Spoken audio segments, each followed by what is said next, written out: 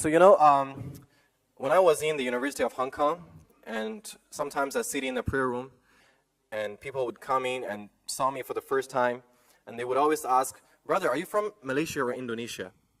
Like, they don't even give me a chance to be Chinese. And then I tell them that actually I'm 100% made in China. And they're very shocked. And I'm very shocked by their shock, because being made in China is the least shocking thing. Why would you be shocked if something is made in China, right? They know there are Muslims in China. Everyone acknowledges the fact that there are Muslims in China. But the thing is, the Chinese Muslims collectively is a rather introverted body. So we don't connect with the world a lot throughout history. And there are many reasons for that. There is the civilizational trait that we've got. The Chinese people are generally quite introverted. We don't go out and we don't really communicate that much. And there are also other political reasons, there are historic reasons. So generally speaking, people don't know a lot about Chinese Muslims. People don't hear a lot about Chinese Muslims. Sheikh Omar Suleiman would go on the street and fight for the rights of Chinese Muslims. Well, I doubt he has ever met any Chinese Muslim, right? So our group is quite introverted and in a way a little hidden, right? Behind a veil. People don't know much about us. That's why I feel it's part of my responsibility, and it's a true story. I was in the United States. I was in San Francisco, and I went into a small masjid to pray Asr, and the imam is Bangladeshi, and he saw me and he's like, "Brother, where are you from?" And I said, "I'm from China." And his facial expression is like he has just seen a miracle from Allah. And it's like, "Brother, please sit down, let's have a cup of tea." We sat down and he said, "Brother, you have a huge responsibility." I said, "What is that responsibility?" He said, "You are from a country with 1.3 billion hardworking, diligent, friendly, and nice people. Good people, smart people, intelligent people. People who have made great contributions to humanity throughout history. And most of them, the vast majority of them, don't even know about the hereafter. Let alone pursuing the hereafter. They don't even know. And that's your responsibility." And I was holding a cup of tea and I was shaking. That's my responsibility. So I am a part of the people who should take up this responsibility. And that's why, today I'm really happy that I have this opportunity to introduce you very briefly about the history of Islam in China, how Islam came to China, how the Chinese Muslims, established their identity as Muslims, how did they live through this history in a very, unique state, in a very unique civilization. Because in Western civilization, religious freedom, personal freedom, was always something central to individual life. You would be taught at a very young age that the whole country should not feel satisfied if one person's right is being violated. And that is very different from our civilization's perspective. In China, we would think that if my sacrifice means that my group, this Chinese nation, would be better off, then let me make the sacrifice. So it's a different mentality. And let's see how this history played off. So when did Islam come to China? That's the question Brother Taha asked.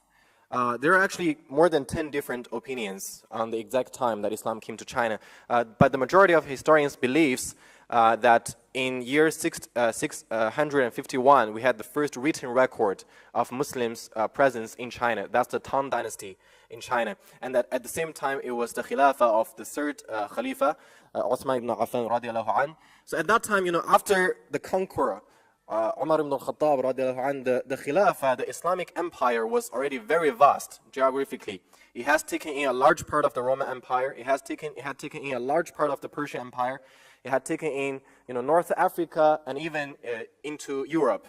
So it was a large Khilafah, and it just happens that at the same time in China, the Tang dynasty was a very prosperous dynasty. This was the second emperor of the Tang dynasty, and it was one of the prime time of Chinese economy and prosperity. So it was a very well-off society. Everyone was happy. It was peaceful. So naturally, you can think that two civilizations, both are very strong and both are very prosperous. Naturally, they would have more encounter and more communication with each other.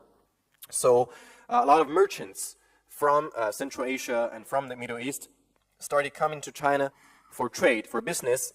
And according to some records, in this time, 651, that's more than 1,300 years ago, there were already hundreds or thousands of foreign merchants in the capital city of China, Chang'an, at the time, modern-day Xi'an, and most of them were Arab and Persian Muslims.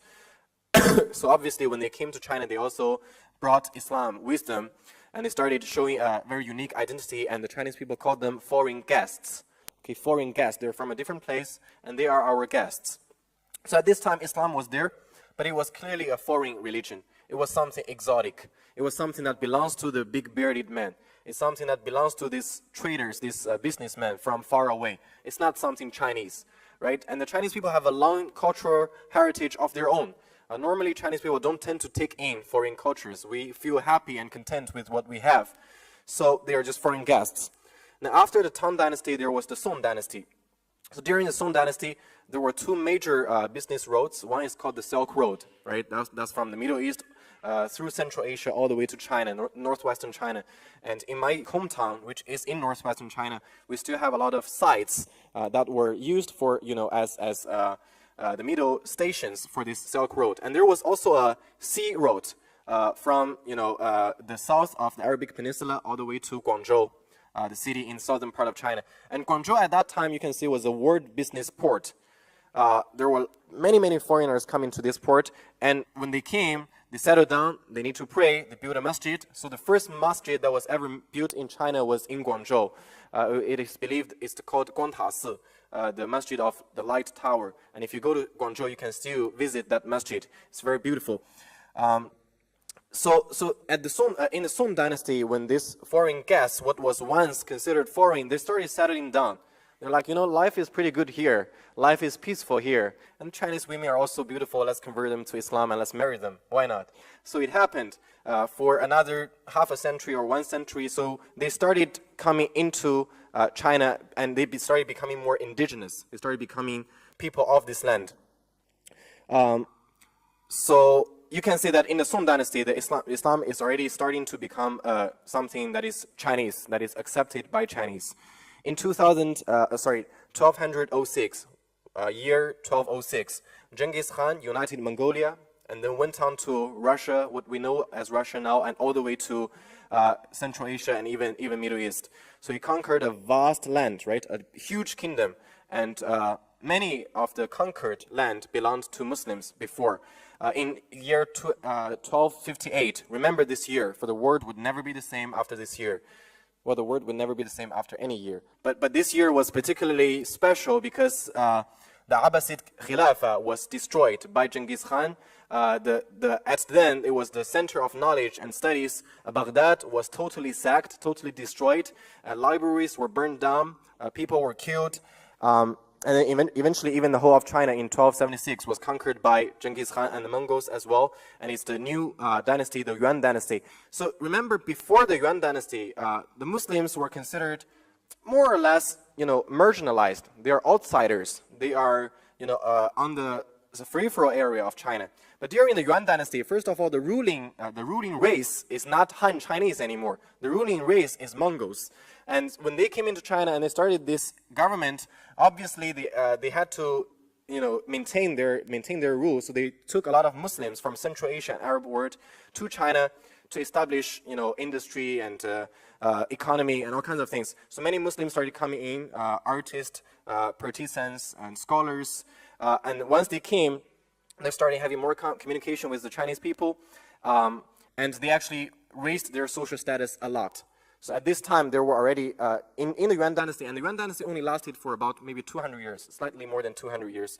But there were, in total, 22 provincial level governors that were Muslims. And obviously, when you have leaders, when you have people in the government that are representing Muslims, then the status of Islam raised a lot in China and became an official language, an official religion, a recognized religion. And even, subhanAllah, you wouldn't believe this, in the Yuan dynasty, there was one governmental department called the Department of Qadi, Hadith, Department of Qadi. And Qadi is the Arabic word for judge. Okay, Qadi is somebody who would rule and give a legal decision based on Sharia. So we had a department called the Department of Qadi because the government basically said, okay, you Muslims, you deal with your issues with your law. You don't have to conform to our law. You use your own Sharia to decide what is best for you. So that was the freedom, you can say, and the tolerance during the Yuan dynasty. So there was a Chinese saying which says that 元始回会变天下. So during Yuan dynasty, Muslims are all over the world. although the Chinese people thought China was world. So actually, Chinese people, Muslims were all over China. But we have this saying that Muslims were all over the world during the Yuan dynasty. And when it came to Ming dynasty, we're getting close to modern time. During the Ming dynasty, the situation changed dramatically because it's a regime, again, established by Han Chinese, the majority of indigenous local Chinese people. And this dynasty, the emperors were not tolerant of foreign ideas and philosophies as those of Yuan dynasty. So they started restricting other, ideas. They started, defending more of the local religions and local thoughts, and others are considered unorthodox. So Confucianism, Taoism, these local thoughts are being put to a superior position, and Islam and even Christianity started coming in as well, are considered unorthodox and unwelcome and restrained. There was a crisis for knowledge because people started losing contact with their religious identity. They started being assimilated into the Han culture or the local Chinese culture. So one of the Dr. Ma Jianming, who did his PhD in International Islamic University of Malaysia, he said something quite interesting. He said if Yuan dynasty was the time that Muslims assimilated Mongols, a lot of Mongol soldiers, when they conquered Muslims, they converted to Islam because they saw the sabr. They saw the faith in these people, and they saw the discipline of these people. They saw the kind of mercy and kindness that these people who lost in battle, but they still had this courage, they still had these qualities. Many Mongol soldiers converted to Islam and became Muslims. So Yuan dynasty was the time that Muslims assimilated Mongols, but Ming dynasty was the time when the Han, the local Chinese people, assimilated Muslims. And this was the time when Chinese Muslims would become more and more Chinese. This is something really special about Chinese Muslims. Nowadays in European countries, in North America, in Western countries, basically, the haters, or the, what do we call them, the xenophobics, they would always say to Muslims, go back to your country, right? They immediately make this mental relation between Muslim and immigrant. So if you're Muslim, you're not from us. You're not from this place originally. Go back to your country. But in China, it's very different. Nobody has ever said to me, go back to your country, because that is my country. Everyone knows that I am from China. My ancestors are from China.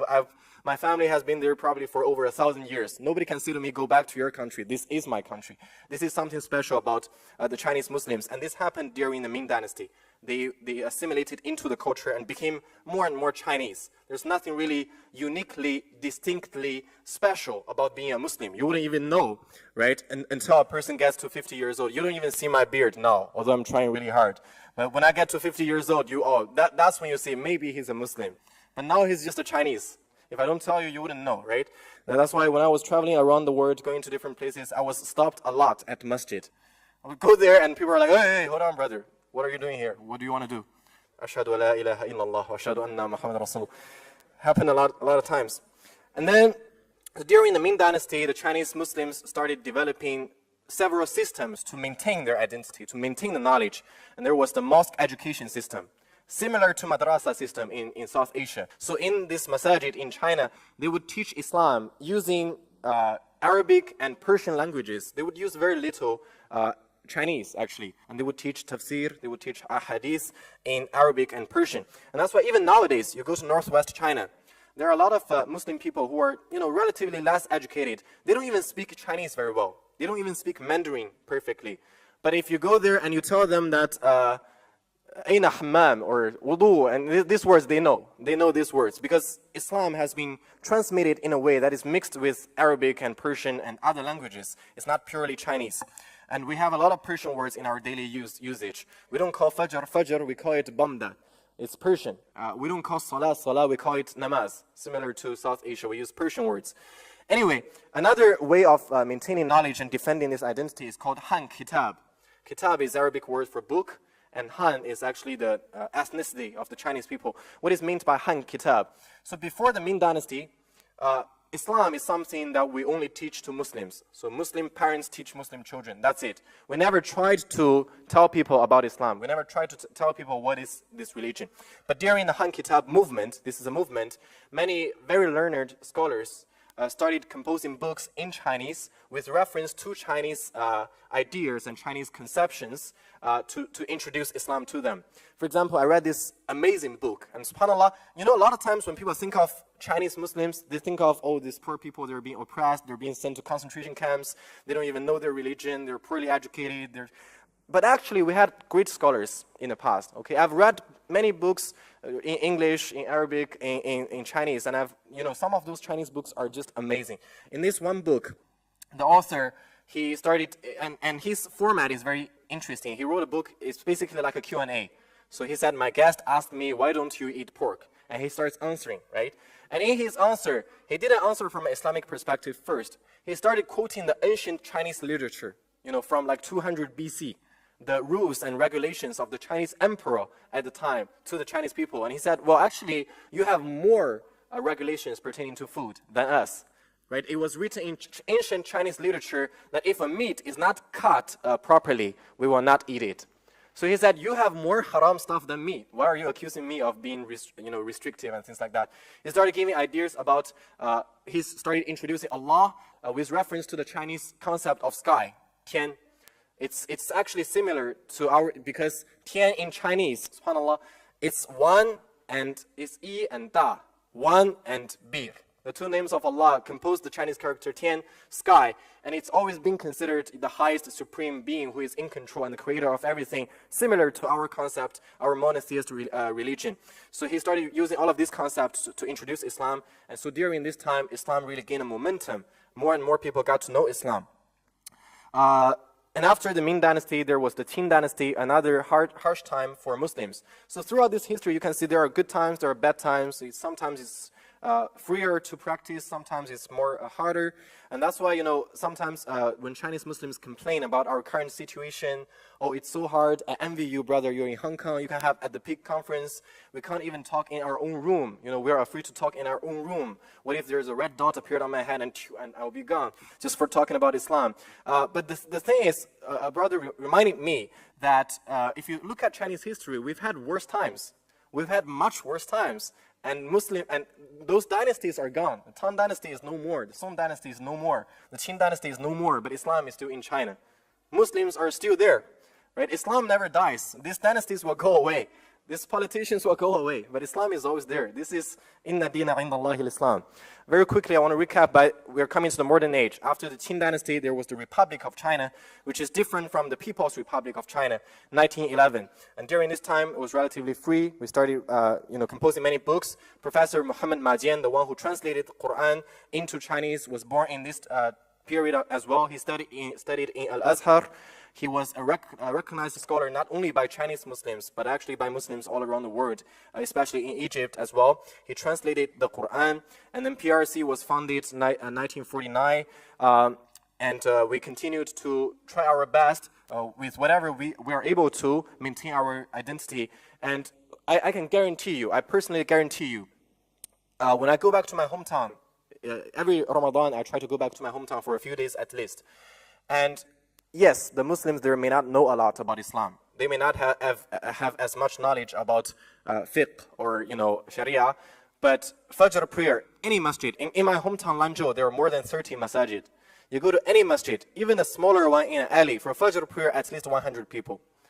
So Allah subhanahu wa ta'ala, He distributes His blessings and mercy to different nations in different ways. Some nations have more knowledge. Some nations have more IT skills for da'wah. And some nations just have more persistence with their basics. And this is something that I think the Chinese people are special for. They stick to their basics, and they're nice people. So I want to change this perception that, oh, the Chinese Muslims are just poor, oppressed, poor people. No, we have had scholars. We have had shining stars. We have made great contributions to Islam. The earliest Hajj from China to Mecca was before year 1000. In the 10th century, in the 9th century, they were already going for Hajj. After they had to travel for 3 months or 6 months, half a year.